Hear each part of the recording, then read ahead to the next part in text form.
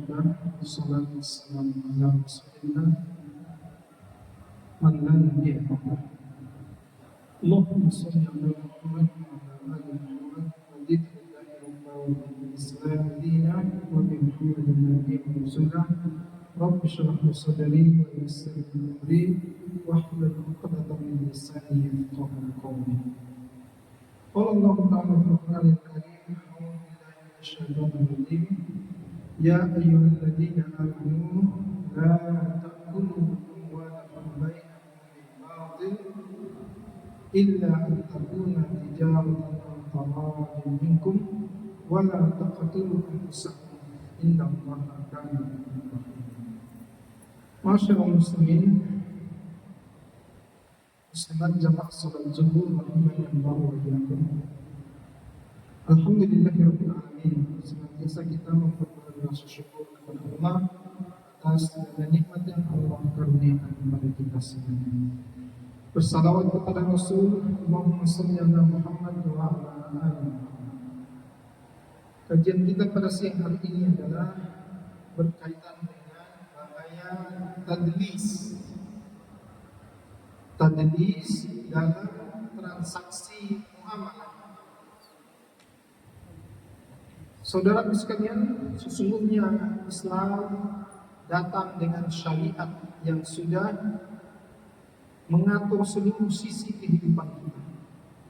Termasuk diantaranya adalah sisi muamalah yang berkaitan dengan bagaimana kita berhubungan dengan sesama manusia, baik dalam kerjasama usaha, transaksi jual beli, transaksi bisnis, sewa menyewa, utang piutang, dan lain sebagainya diatur secara rinci di dalam Islam. Karena itu syariat menghadirkan perkara-perkara yang boleh untuk kita lakukan dan perkara-perkara yang dilarang oleh syariat untuk kita lakukan dalam transaksi muamalah. Namun perlu kita sadari bahwa sesungguhnya di antara apa-apa yang dilarang oleh Allah untuk kita lakukan, itu tidak Allah larang kecuali karena mengandung mudarat, mafsadat, kerusakan dan bahaya.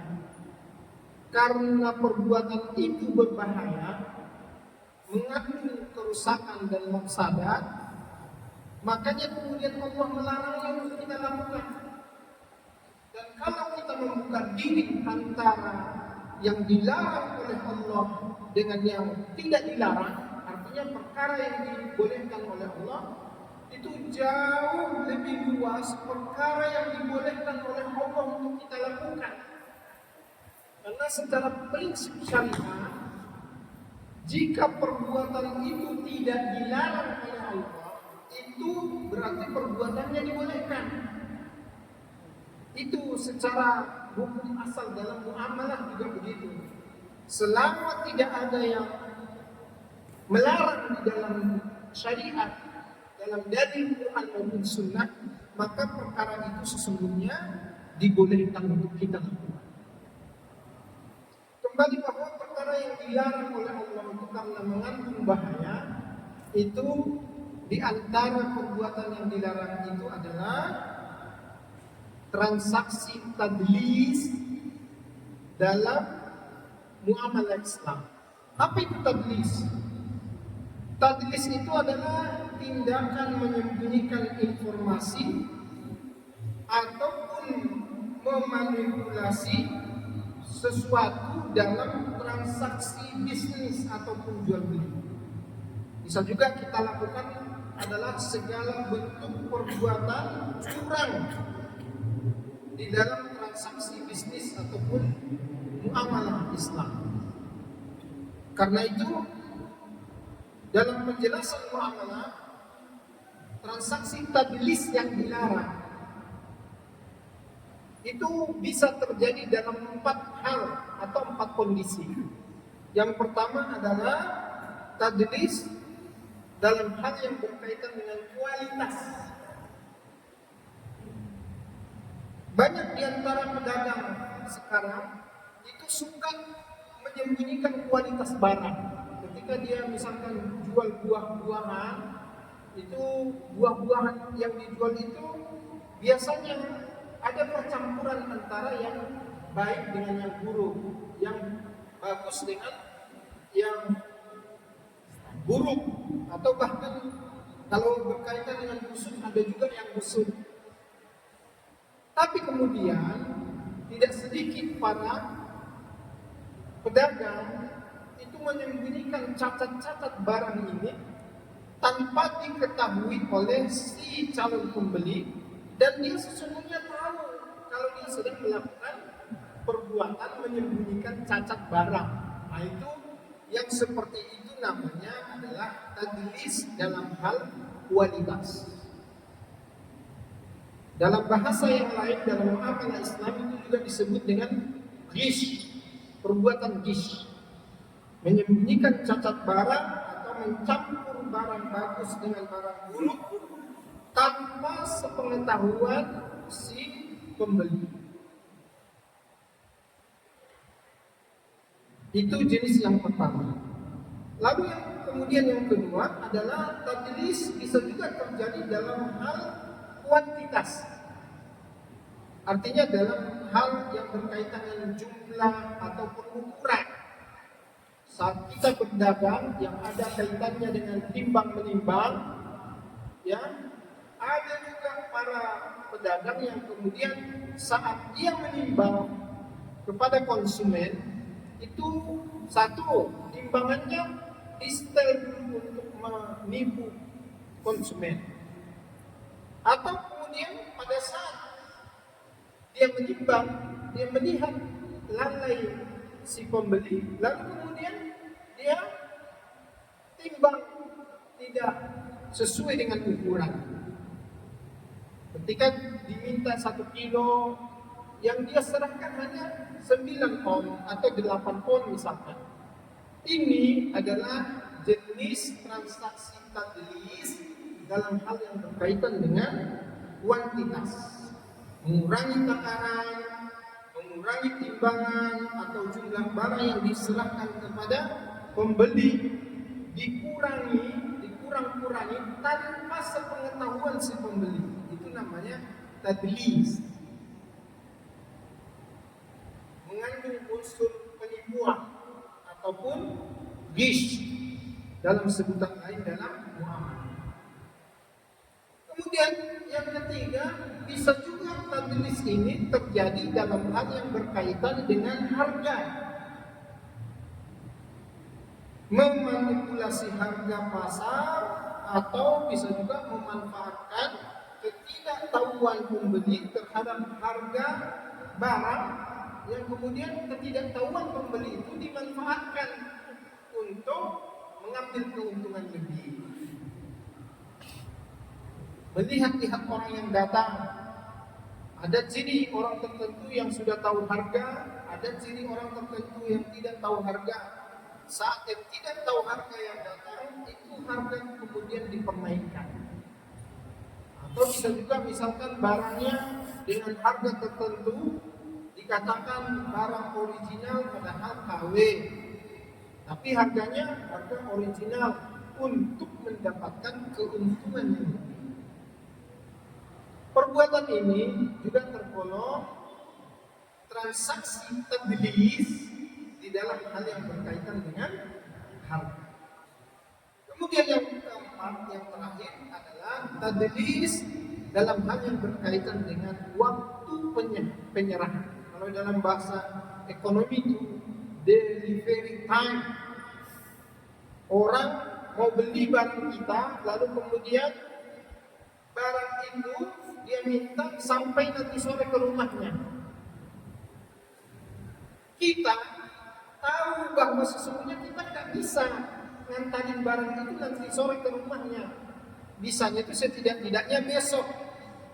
Tapi demi untuk mendapatkan keuntungan di saat itu juga, tetap juga kita bilang, iya nanti sore akan saya antarkan. Padahal kita sudah nyadari kita tidak mampu untuk menyampaikannya nanti sore.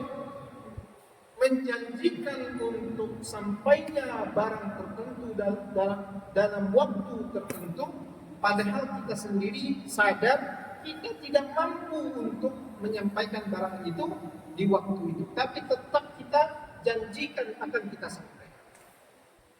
Maka pada saat kita menjanjikan itu, si konsumen pasti merasa lega karena dia sudah impikan barang itu dia akan dapatkan di sore hari nanti. Tapi begitu sore harinya kita memang tidak tunaikan janji kita karena memang kita tidak mampu untuk menunaikan. Nah, ini juga adalah satu perbuatan yang tergolong atau termasuk dalam kategori tadlis dalam hal yang berkaitan dengan delivery time atau penyampaian barang dalam waktu yang diperjanjikan. Masyarakat muslimin, ayah bunda saudaraku sekalian yang dirahmati Allah, sesungguhnya saat transaksi-transaksi ini terjadi pada diri kita sebagai korban, pastilah kita akan merasakan bahwa kita tertipu atau hati kita tidak akan rela terhadap transaksi yang terjadi itu. Maknanya dalam muamalah Islam itu tidak tercapai antarodin, yaitu saling rela dalam transaksi itu. Karena kemudian belakangan salah satu pihak merasa dia dicurangi ataupun ditipu. Maka perbuatan inilah yang disebut dengan tadlis. Allah Subhanahu wa taala berfirman di dalam Al-Qur'an surat An-Nisa ayat 29, ya ayyuhalladzina amanu, wahai orang-orang yang beriman, la ta'kulu amwalakum bainakum bil batil. Jangan engkau memakan harta di antara kamu dengan cara yang batil, illa an takuna, kecuali transaksi yang kamu lakukan untuk mendapatkan harta itu adalah antarodin minkum. Pada saat kita transaksi dan sesudahnya memanglah kita dengan orang lain itu saling redo, suka sama suka. Tidak ada yang kemudian merasa dia dicurangi, apalagi ditipu. Rasulullah SAW dalam hadis yang diriwayatkan oleh Imam Muslim mengatakan, man ghassana falaysa minna. Sesiapa saja yang melakukan transaksi ghish, transaksi yang mengandung unsur tadlis ataupun kecurangan, baik dalam 4 kondisi tadi itu, maka kata Nabi SAW, dia tidak tergolong kepada umatku, kata Nabi SAW.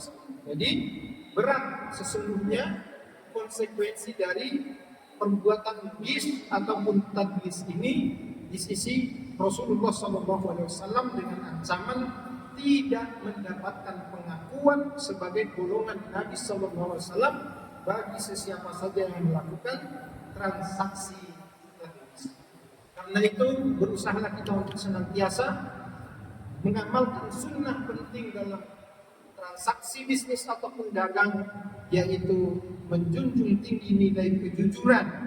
Kata Nabi SAW, alaikum bisidqi, hendaklah engkau jujur, fa inna sidqa yahdi ilal birri, karena sesungguhnya kejujuran itu pangkal segala kebaikan. Wa innal birra yahdi ilal jannah, dan kebaikan itu akan membawamu, mengiringmu ke dalam surga. Wa innar rajula la yasduqu hatta yuktaba indallahi siddiqa.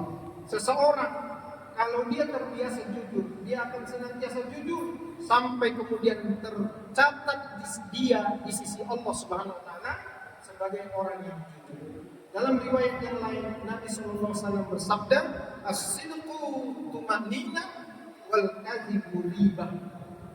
Kejujuran itu akan mendatangkan ketenangan dan ketenteraman di dalam hati kita. Sebaliknya, kedustaan, bohong itu akan menyebabkan kerisauan dan juga kegalauan di dalam hati kita. Nasrul minallahi wa fathun qaribun wa bashiril mu'minin. Wassalamu alaikum warahmatullahi wabarakatuh.